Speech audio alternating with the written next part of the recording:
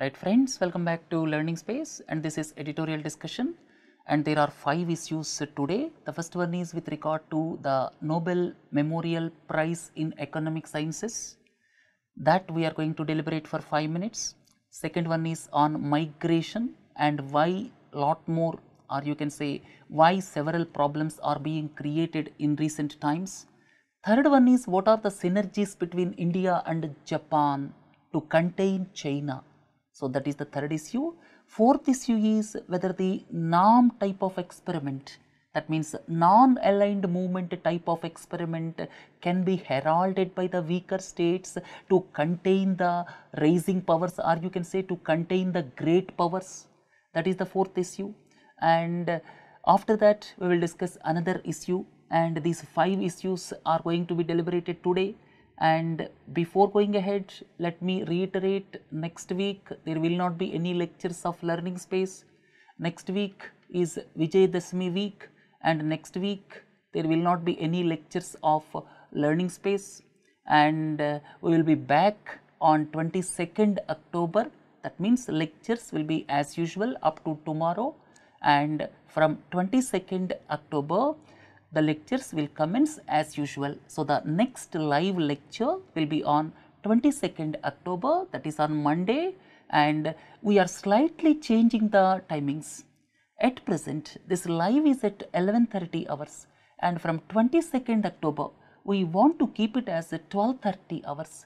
There is some reason behind it. We want to analyze some more news articles from various newspapers. So in this context, we are looking at the issue by just deferring it by 1 hour. So instead of 11:30 hours, live will be at 12:30 hours when we meet on 22nd October after Vijayadashmi, right? And please do not worry. Here the important aspect is whatever the current affairs events, the current affairs, whatever the issues of next week, they will be covered in the subsequent weeks. You need not worry, right? And let us look at the first one. Humans, environment matter more than growth, and this I am going to deliberate for around 5 minutes. This is about the Nobel Memorial Prize in Economic Sciences, which was given to 2 economists, right? And here very important aspect is, this is exact nomenclature is Economic Sciences Prize in memory of Alfred Nobel. That means, technically speaking, it is not exactly a Nobel Prize. It is Sveriges Riksbank Prize in Economic Sciences. That means here 5 Nobel Prizes, what we discuss, that means there are 6 prizes, and out of 6, 5 prizes are based on a fund set up from the wealth big Alfred Nobel. From the wealth Alfred Nobel, 5 prizes are in fact set wealth, and this is the prize. The prize is not part of the will. Only 5 prizes are part of the will, and this is the 6th prize. That means economics prize in memory of Alfred Nobel. This is the 6th prize, and this is based on donation received by the Nobel Foundation. So this is based on donation received by the Nobel Foundation in 1968 from the Sveriges Riksbank. This is the central bank of Sweden, and by that time, that means by 1968, it completed 300 years. So on that occasion, it established this prize, and the prize money is based on the donation received by the Nobel Foundation from the Sveriges Riksbank. So this is the major difference between the Nobel Memorial Prize on Economic Sciences and other 5 prizes.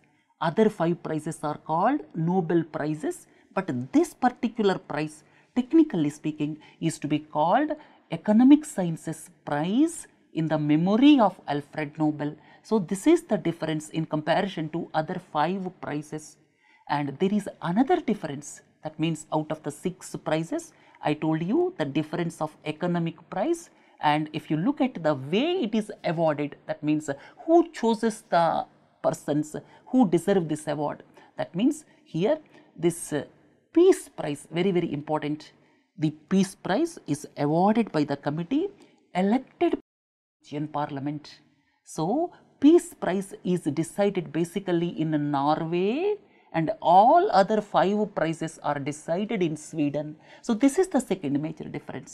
So, peace prize is decided, that means it is awarded by the committee elected by the Norwegian parliament. And here I have already told you about economic sciences prize. So, this is the major difference when one looks at Nobel prizes, right? One is with regard to economic sciences. This is because of foundation, that means the money received from the Swedish Central Bank. This is not part of the will of the Alfred Nobel. And the second one is here Nobel Peace Prize is awarded by the committee elected by the Norwegian parliament, right. So, after knowing about these two differences, let us look at economic sciences prize in memory of Alfred Nobel, and this is jointly awarded to 2 Americans, William Northus and Paul Romer. And here 2 things are there, one is climate change, second one is technological innovation.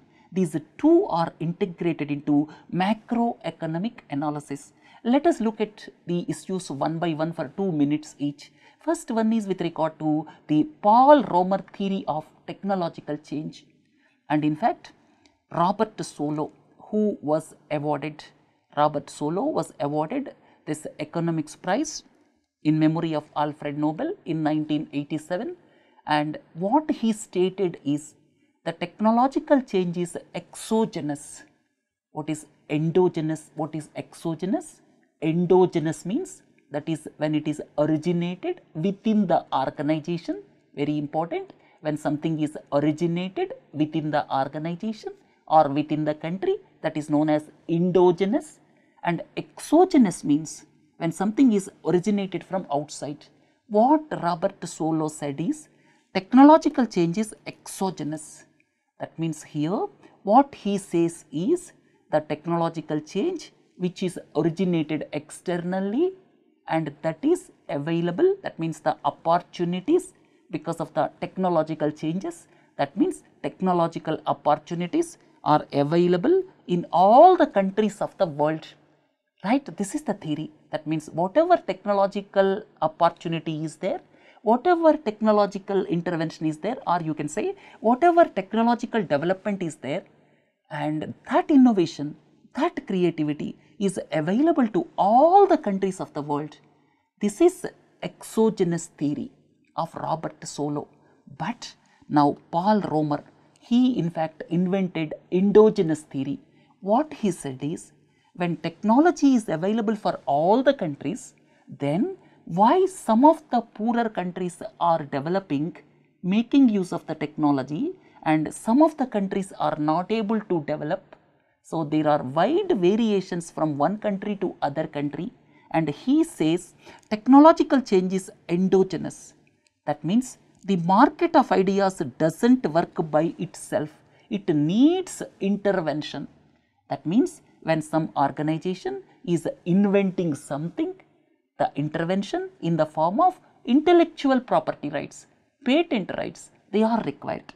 When there are patent rights, when they are intellectual property rights, then the organizations will spend money because they will have exclusive right to use that technology. So, therefore, as per his theory, the technological change is endogenous, that is emanates within the organization. That means markets tend to not adequately provide for R&D, it requires certain state interventions. That means when certain state interventions are there and when certain patent laws are there, that means when intellectual property is protected, then the countries will invest and subsequently it will lead to innovation. So, therefore, the technological change is endogenous, very important. So, the Paul Romer theory is endogenous theory, you can say, and he discounted the exogenous theory of Robert Solow, and in fact both got the Nobel prizes.